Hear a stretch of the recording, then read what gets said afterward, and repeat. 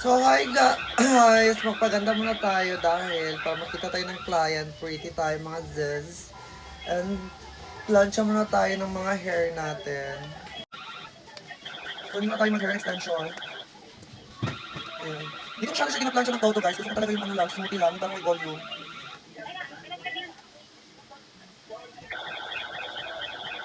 Wait lang, so kakain muna tayo no.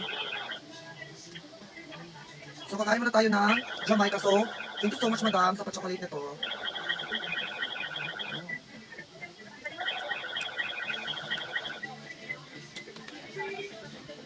Haga. Wait lang.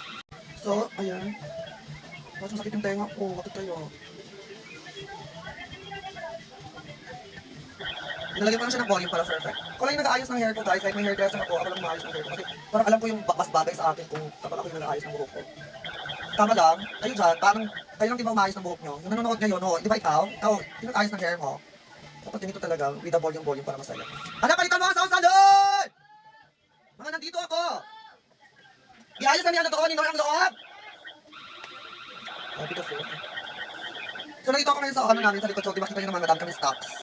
Ganun lang guys, ganun lang yung mga bet ko. And then, meron akong supply na flex sa inyo. Binili ko to sa SM Ecoline. So nasa ano ito, nasa 2,000 plus. Pero di ko alam kung meron dito sa supply. Maganda daw maka-supply at makaganda. Hindi naman tayo maganda. Diba? May volume siya at gansanin ko na lang siya ng konti dito. And wait lang, kakain muna ako ng pastil. Sis! Bakit yung plato natin? So kakain tayo ng pastil. Kainin ko na yung chocolate. Kain tayo pastil. Alam niyo ba masarap ang pastil namin dito? At ano lang to, 5 pesos.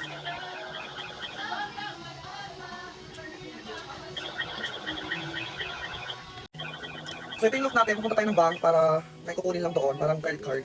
Para maka-credit card tayo ng more. At sino gusto magbayad ng aking mga gold?